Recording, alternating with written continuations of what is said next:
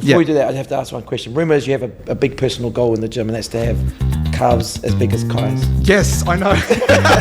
Every time I see calves, I'm like, damn it.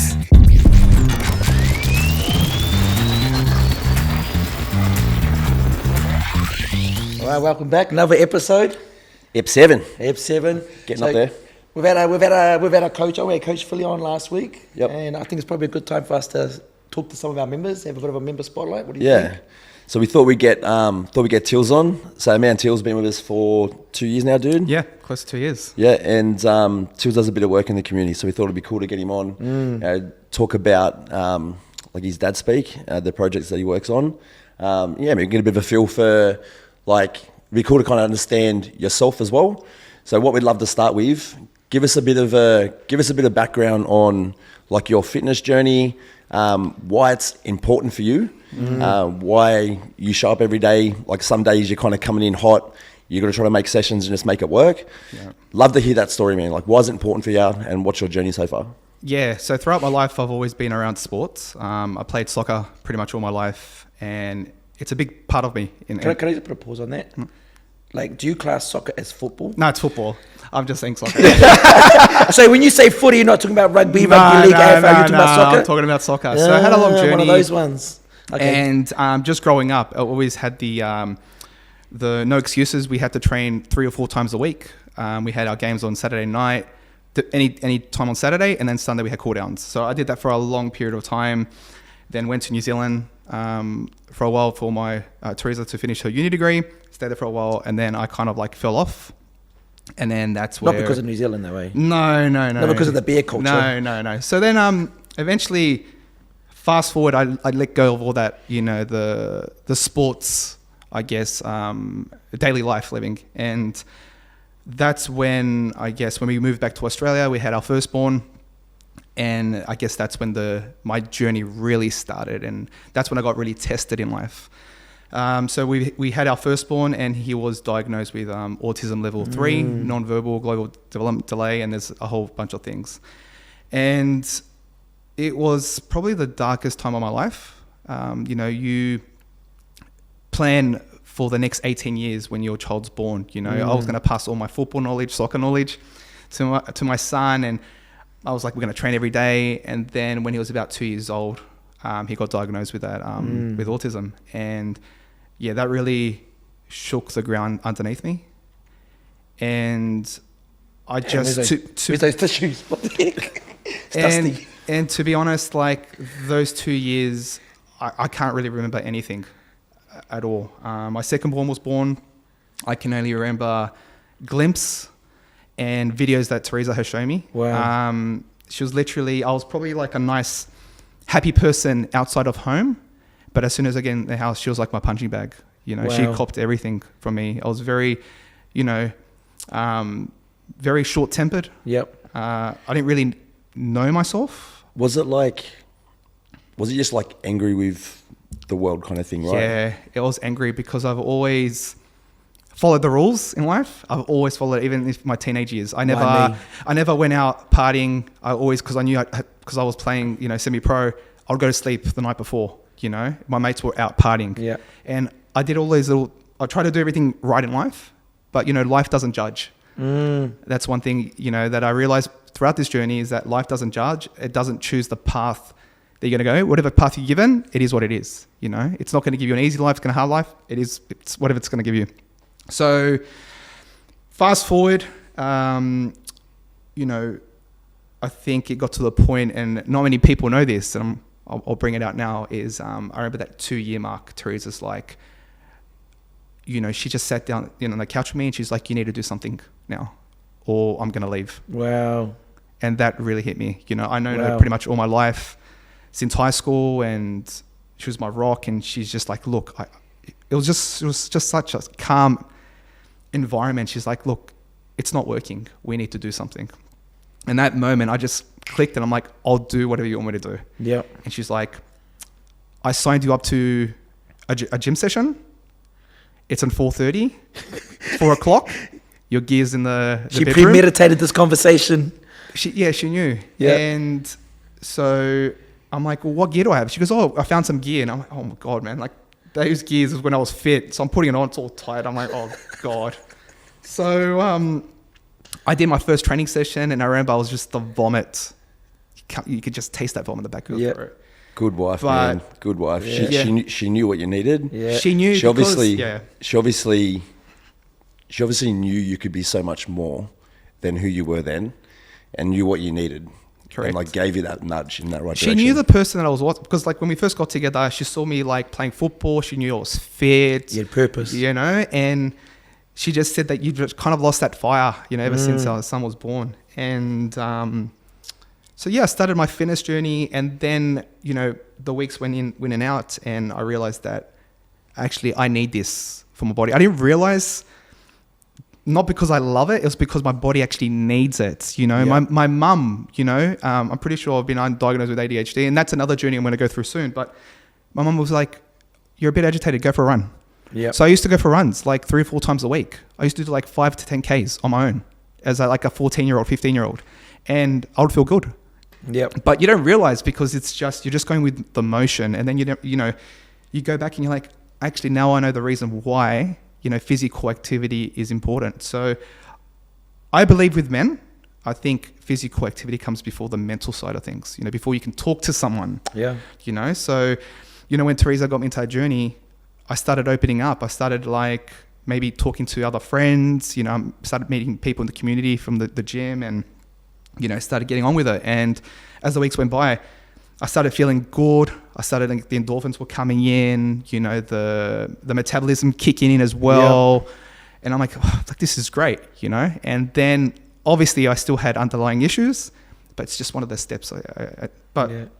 Moving back, I guess moving forward from that is that even to this day, I still show up to the gym. The reason why, motivation is there for a short time, but I think it's the consistency that you need to show up and just be disciplined with yourself. We know how our body works. There's little signals in our bodies telling you like, hey, you need to go for a run, or you need to go for a walk. You're hungry. You know, you're feeling a lot of anxiety. Why? So you got to get to understand your body more. And I think I'm at a place where I do understand my body now. And if something mentally is upsetting me or physically, I listen to those signals and then I act accordingly. Yeah. I want to open up a little bit more, Tills, because I mean that's a great story to hear, but like for me, you got a lot going on. So correct me if I'm wrong. You're a dad of 3. Yes. You work full time. Yes. You run a community program and podcast. Yes. You have your oldest, and you tell me the stuff you do with your oldest, the walks and everything. Yep. You're a husband. Yes. You're a twin. Yes. And yet you are still finding time, and not in a selfish notion, to put yourself first, even if it's for 45 minutes of a day. Like how do you juggle that and balance that? Yeah, and I'm glad you brought that up, because, you know, I try to send this message to everyone that I know that I come across. You know, before you can be with your partner in a positive environment, before you can be there for your kids 100% of the time, whatever the case may be, you have to be at your best. And how can you be at your best? You know, it's maybe an hour at the gym. You know, so I always make sure that the night before I schedule my day, I'm like, I'm going to go to the gym at this time. No interruptions, no excuses. There's no appointments that can jump on you and say you have to cancel your appointment. Like for me, the gym's the gym. Like that is a non-negotiable. And so I tend to go in the mornings. I have been sleeping in a little bit more. Yes, you have. I noticed. But I show up. And then when I show up and I leave the gym, I'm such a better person when I'm at home now. And it's towards my clients and towards the community as well. And that's the thing, man. Like we've really got to press on that, right? We've got to lose the stigma where it's a selfish thing to do. Where we got to lose it, where people feel like, okay, if I'm going to spend time on myself, then I'm not spending time on my kids, so I'm picking myself over their kids. Not the case. By working on yourself, being able to train, not just physically, but what it does for your mental capacity and how you feel, you end up being a better version for your whole family. That's the key. 100%, you just hit the nail on the head. And just changing my lifestyle, like, and that was another, it's just part of the journey, you know, like I went to the gym and that's great. But when I went to G3 on open week, and I was nervous because like I'm just coming out of like a great place. Yep. But you're nervous because you don't know what it's going to be like. And I remember walking through the doors and Kai welcomed me with open arms, and you were there as well. And you're like, the exercise are different and the workout's a bit different, but you're just like, just go with it, just go with the flow. After 21 days, I'm a very loyal person when it comes to stuff like that. Yeah. So it's very hard for me to change. You said, you made it clear. You know, it's very hard for me. So, but I needed a bit of purpose. I needed someone to push me, you know, to the next level. Because for me, yeah, going to the gym is great, but once you go into the gym, you want to push yourself to just little challenges. So, so when we did our first challenge, you know, I started going to the gym. I didn't realize how the nutrition part is very important in life, you know. And so when I went through that journey, not only did I benefit, my kids benefit as well from it, you know. So now, like you know, a lifestyle shift in the house. Yeah, it's great because Because you, like, sorry to cut you off, but you started to then you started to shift your kids' eating habits. Yeah. So I remember we used to collect the 10-cent cans or the bottle, like, you know, Coke, soft drinks. Yeah. And we used to fill it up all the time. But ever since, I think, last June, I'm still on like the first packet, bag. Yeah. And it hasn't been filled up because we don't buy soft drinks anymore, you know? Yeah, I was doing that too because I wanted to help fundraise money. So I had to drink heaps of soft drinks. Yeah, I know. But it was amazing because, like, you know, we used to be like, you know, when you do the returns, you're like, oh, $70 here and 80, because you used to feel one at a time. For what like, your body was going through to get to that point, right? Yeah. So, like, you know, I wasn't sleeping well and I wasn't thinking well. So ever since, you know, you guys introduced the importance of training, but also looking at the nutrition part, that was just another level for me, you know? And so when I made those changes, you know, I'm very proud, and I posted into my circle and also the community that I'm at. And I, you know, I help as many dads as possible that are in a similar journey to me, because I don't want them to go through what I went through. I don't want them to waste 2 years of their life where they don't remember anything, you know? So, you know, and they're all asking me, man, like, it's incredible what you can do in 6 weeks. And I'm like, yeah, I know you can do in 6 weeks, but imagine what you can do in like a year. Like if you just continue those habits, it's not, and again, motivation, yes, it's there when everyone's doing the challenge, but it's the consistency, you know, keeping it along and being, I guess, the best version of yourself at home. So, but that has been the best experience, and I continue that moving forward.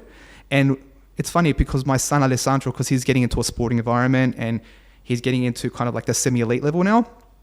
And every time after he works out or like training, is like, where's my protein shake? You know, I want to have that, you know? So he knows it. He knows that. And he knows about, you know, like, you know, your Gatorade or like whatever sports drinks, you know, and it's great. So it's good that I'm passing that knowledge to him. So when he gets older, it's just 101 nutrition. It's part of his life. It becomes generational, which is important. It does. Yeah. And then you realize when you walk in the shopping mall, like it was like I was talking to Teresa the other day, and when you walk through the shopping mall, you only need the 4 avenues, which I mean the outside, which is your veggies, your dairy, your meat, and you walk out and you get it. But the rest of the other stuff, you didn't realize in the middle how much junk there is, you know? Where are the lollies? Are they in? No,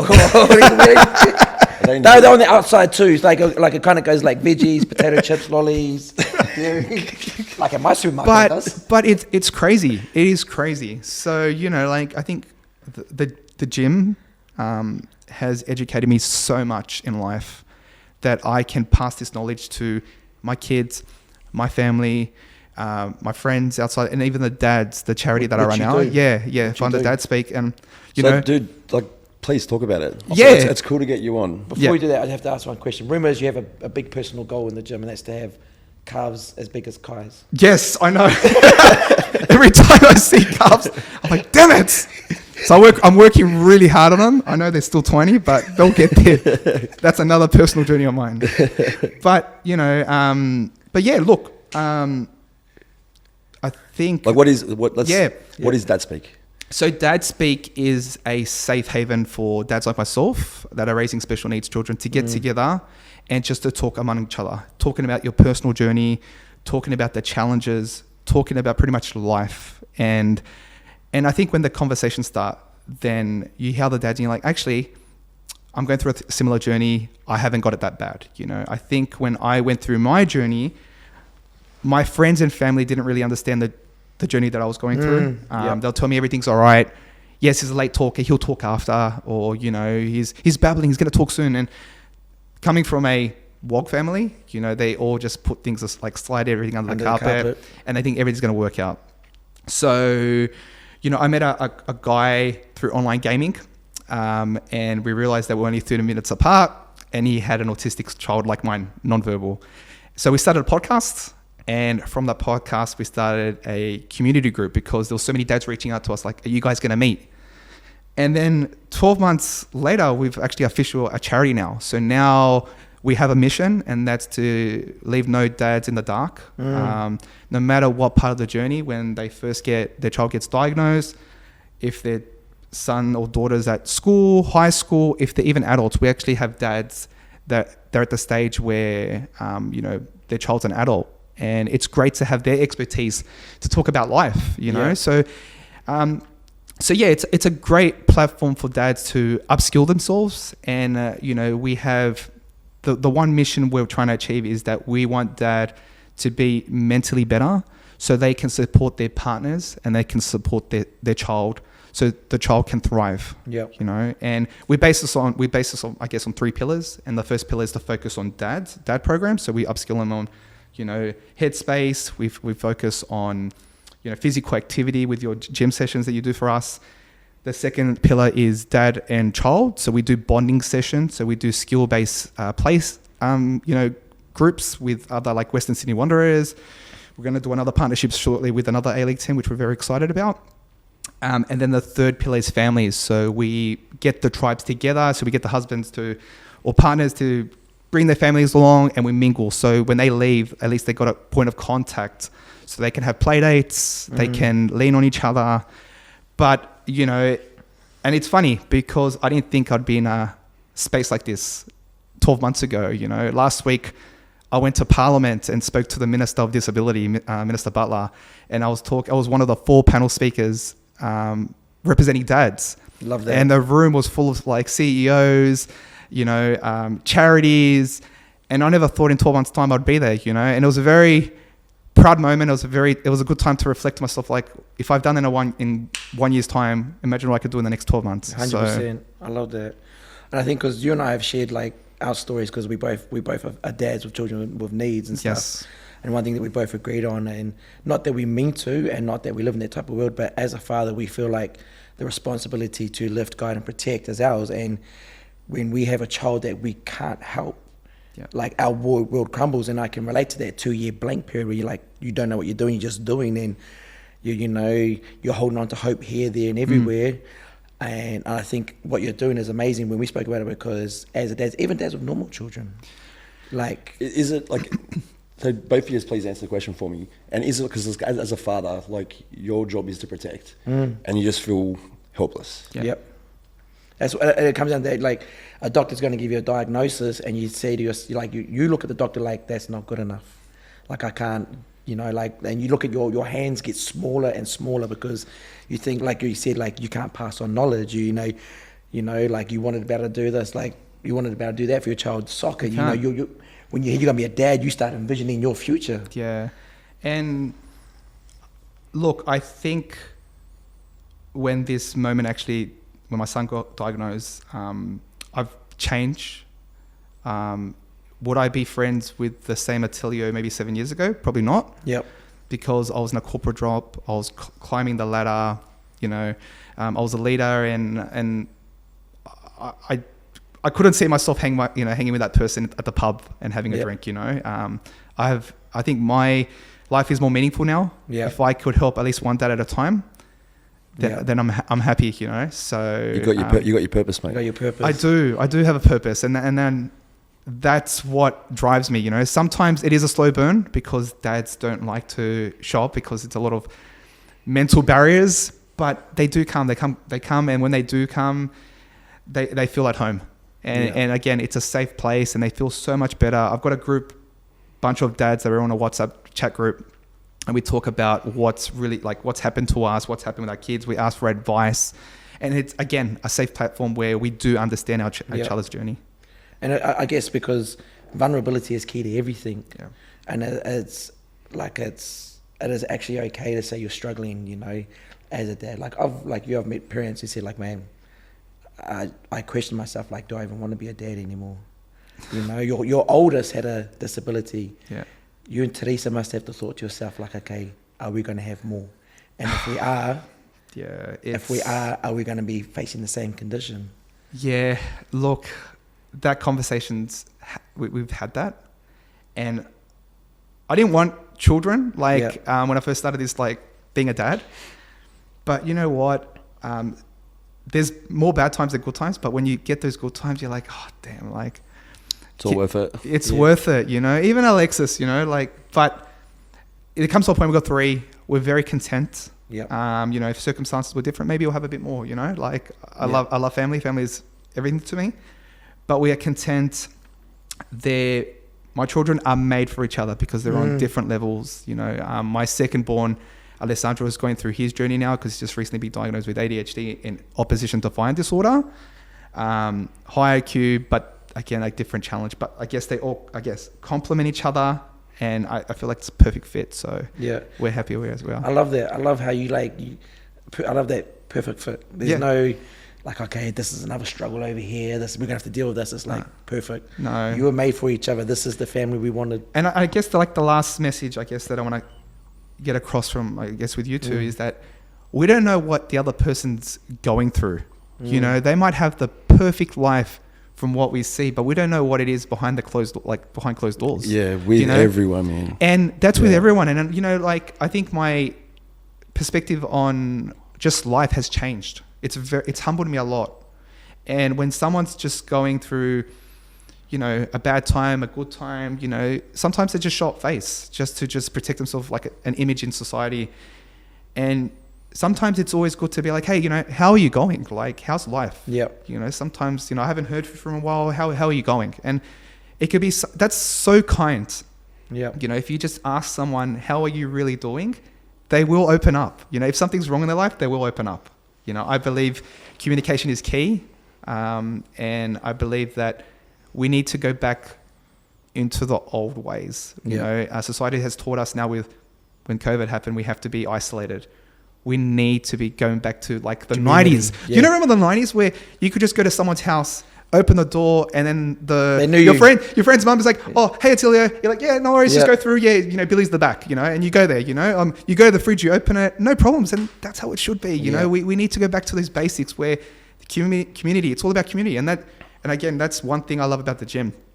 The community, like, you know, I could talk to anyone. I can rely on people. I know that I'm going to get some good advice from, like, you know, trainers like yourselves. So, you know, and it's, you know, and the one thing I love about the gym is that you've got a variety of different ages and different lifestyles as well. So, you know, you're going to make sure you will find that person that you will connect with, and then you'll make sure that you guys time the same workouts together, you know? We'll do it. Mate, thanks for coming on, man. It was cool to have you on, kind of hear your story. Mate, you're a great father. Thank you. Yeah. You're a great father, great husband, and mate, we're so proud of what you've done. 100%. Thank you. And if anybody wanted, within the gym and outside the gym, wanted to get hold of you, how can they? So we're on social media, so it's just Dadspeak. So there's 2 S's and there's a space between them. But literally Dadspeak. We find us on Instagram, Facebook, TikTok, and we also got dadspeak.org.au. So beautiful. My man. I appreciate having you on here, man. Thank you, guys. Cheers, bro. Appreciate it.